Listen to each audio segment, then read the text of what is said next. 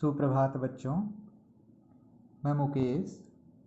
आज हम कक्षा छठी विषय संस्कृत पाठ 3 प्रथम पुरुष है।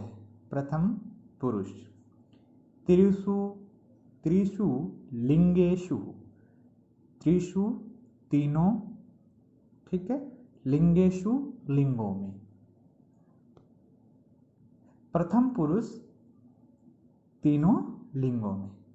तो आज जो हमारा पाठ है वो है प्रथम पुरुष है त्रिषु लिंगेषु, यानी कि प्रथम पुरुष का प्रयोग तीनों लिंगों में।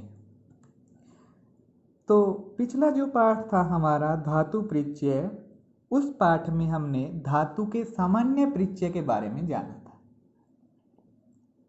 क्या जाना था कि जो धातु है उसका सामान्य किस तरह से प्रयोग किया जाता है, कि उसके रूप किस प्रकार से बनते हैं। जैसे कुछ परिवर्तनीय धातु होती है, कुछ अपरिवर्तनीय हैं। तो उस पाठ के प्रारंभ में हमने पढ़ा था प्रथम पुरुष, मध्यम पुरुष और उत्तम पुरुष। आज हम केवल प्रथम पुरुष की बात करेंगे, ठीक है, त्रिषु लिंगेषु, तीनों लिंगों में। तो इस बात से पहले सबसे आपको यहाँ त्रिषु लिंगेषु लिखा है, इसमें हमने पीछे पाठ में भी पढ़ा था कि संस्कृत भाषा में जो लिंग है वो 3 हैं, पुल्लिंग, स्त्रीलिंग और नपुंसकलिंग।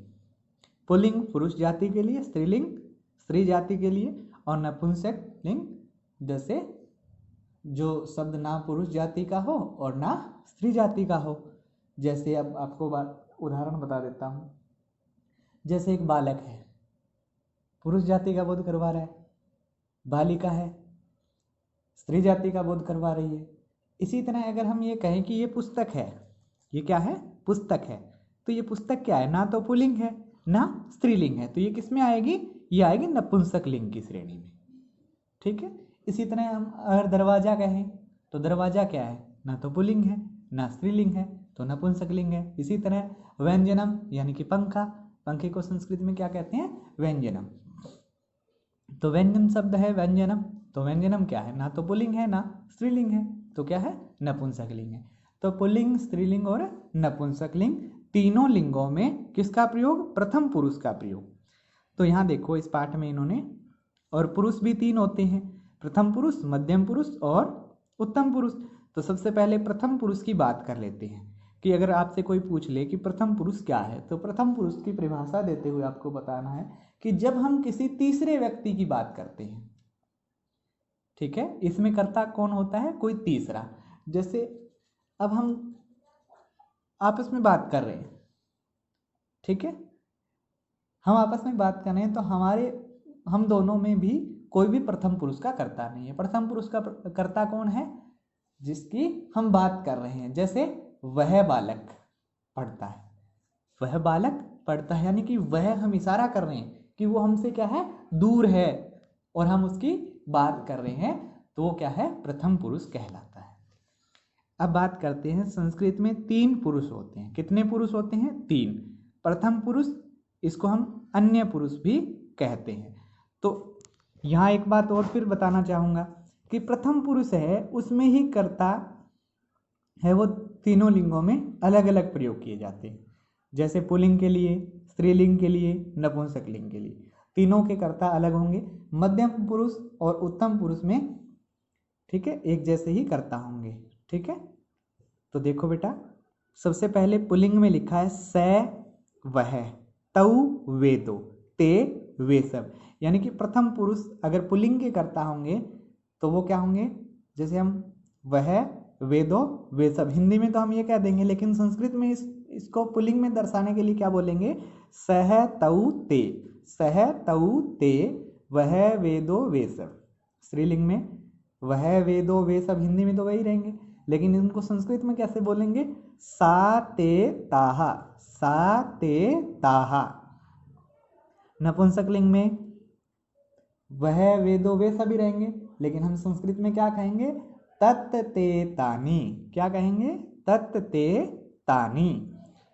तो दोबारा से देख लो, पुल्लिंग में क्या कहेंगे, स तौ ते, स्त्रीलिंग में क्या कहेंगे, सा ते ताहा, नपुंसक लिंग में क्या कहेंगे, तत् ते तानि, ठीक है। दोबारा से देख लो, स तौ ते, सा ते ताः, तत् ते तानि। ठीक है। उसके बाद मध्यम पुरुष में, मध्यम पुरुष के जो कर्ता होते हैं वो क्या होते हैं हिंदी में? तुम दो, तुम सब। ठीक है। उत्तम पुरुष में क्या होता है? मैं, हम दो, हम सब। मध्यम पुरुष में त्वम, युवाम, यूयम। त्वम तुम, युवाम तुम दोनों, यूयम तुम सब। उत्तम पुरुष अहम मैं, अवाम हम दोनों, वयम हम सब। लेकिन इन दोनों कर्ताओं को जो करता है इनको एक बार आप यहीं छोड़ दो, यानी कि इनको एक बार भूल जाओ। हम सबसे पहले किसको अच्छे से स्पष्ट करेंगे? प्रथम पुरुष को करेंगे। तो प्रथम पुरुष के कर्ता कौन कौन से होते हैं? वह, वे दो, वे सब। और तीनों लिंगों में अलग अलग होंगे। स तौ ते पुल्लिंग, स तौ ते पुल्लिंग, सा ते ताः स्त्रीलिंग, तत् ते तानि नपुंसकलिंग। हिंदी में अर्थ वही रहेगा, वह, वे दो, वे सब। ठीक है। तो अब हम क्या करते हैं कि यहाँ प्रथम पुरुष के कर्ता के साथ प्रथम पुरुष की क्रिया प्रयोग होती है, या फिर प्रथम पुरुष के कर्ता के साथ प्रथम पुरुष की ही क्रिया का प्रयोग होता है। यानी कि जिस पुरुष का कर्ता होगा उसी पुरुष की क्रिया होगी, जिस वचन का कर्ता होगा उसी वचन की क्रिया होगी। अगर मान लीजिए प्रथम पुरुष का कर्ता है तो प्रथम पुरुष की क्रिया होगी। अगर प्रथम पुरुष एक वचन की करता है, एक वचन करता है, तो क्रिया भी प्रथम पुरुष एक वचन की होगी। यानी कि वही कर्ता का पुरुष और वचन होगा, वही क्रिया का होगा। कर्ता कहाँ होता है वाक्य में? सबसे आगे, ये कर्ता है इसका। और क्रिया क्या है? ये पठती क्रिया है। और बीच में जो आता है वो कर्म होता है। ठीक है। तो इसमें क्या है? अगर पहला जो है जिस पुरुष और वचन का होगा, दूसरा शब्द भी उसी पुरुष और वचन का होगा। तो देखो, सह पठती, सह वह, पठती पढ़ता है। अगर यहाँ पे हम, जिसे हमने पीछे पठती, पढ़ता, पठंती तो किया ही है, अगर यहाँ में हम पठता या पठंती कर देते हैं, स आगे होगा, और पठता या पठंती कर देंगे तो हमारा वाक्य क्या होगा? व्याकरण की दृष्टि से अशुद्ध होगा। तो इसलिए क्या है? सह वह, पठती पढ़ता है। तऊ पठतः, तऊ पठतः, वे दो पढ़ते हैं। अब देखो, वे दो पढ़ते हैं। लेकिन यहाँ एक बात आपको इस है और है में ध्यान रखने वाली है। ठीक है। लिखने में अक्सर हमारी ये गलती हो जाती है, तो हम इस गलती का विशेष रूप से, अशुद्धि का विशेष रूप से ध्यान करेंगे। जब एक वचन होगा तो क्या होगा? है। एक वचन होगा तो क्या होगा? है। और अगर द्विवचन या बहुवचन होगा तो हैं हो जाएगा। ठीक है। जब हम एक का प्रयोग करेंगे तो इसमें अनुस्वार नहीं लगाएंगे। एक से अधिक लोगों के लिए है का प्रयोग करेंगे तो हम है के पीछे अनुस्वार लगा देंगे। ठीक है। जैसे तऊ पढ़ते, वे दो पढ़ते हैं। ठीक है। उसके बाद ते पठंती, वे सब पढ़ते हैं। ते पठंती, वे सब पढ़ते हैं। ठीक है। यहाँ भी देखो, है में क्या आया है? अनुस्वार आया है। ठीक है। तो इस अनुस्वार का आपको हमेशा हिंदी हो या फिर संस्कृत हो, हमेशा ध्यान रखना है कि अगर आपका जो वाक्य है वो एक वचन का है तो आप है लिखोगे। अगर आपका वाक्य बहुवचन, हिंदी में तो बहुवचन ही होता है एक वचन के बाद, अगर संस्कृत में द्विवचन या बहुवचन है और हिंदी में बहुवचन है तो है का क्या कर दोगे? अनुस्वार लगा करके उसका बहुवचन बना दोगे। तो इस प्रकार आशा करता हूँ आज जो हमने पाठ पढ़ा, प्रथम पुरुष त्रिषु लिंगेषु, प्रथम पुरुष तीनों लिंगों में, जो तीसरा पाठ था, जितना हमने आज पढ़ा है उतना आप सबको समझ आया होगा। प्रथम पुरुष के जो कर्ता हैं वो एक बार मैं आपको हिंदी में बता देता हूँ। वह, वे दो, वे सब। एक वचन में वह, द्विवचन में वे दो और बहुवचन में वे सब। लेकिन इनकी संस्कृत में जो कर्ता हैं उनके शब्द अलग अलग प्रयोग किए जाते हैं तीनों लिंगों में। स तऊ ते पुल्लिंग, सा ते ताः स्त्रीलिंग, तत् ते तानि नपुंसकलिंग। इस बार आप एक बार जैसे मैंने इस तरह बोला, आप भी अगर 2 या 4 बार भी इस तरह बोल लोगे तो आपको इसका अभ्यास हो जाएगा। एक बार थोड़ा सा आपको बोलने में थोड़ा सा अजीब लगेगा, लेकिन जैसे जैसे हम कक्षाओं में आगे बढ़ते जाएंगे आपको संस्कृत भाषा अत्यंत सरल, सुबोध और सरस लगने लगेगी। ठीक है। तो आशा करता हूँ आप सबको ये पाठ है जो अच्छे से समझ आया होगा।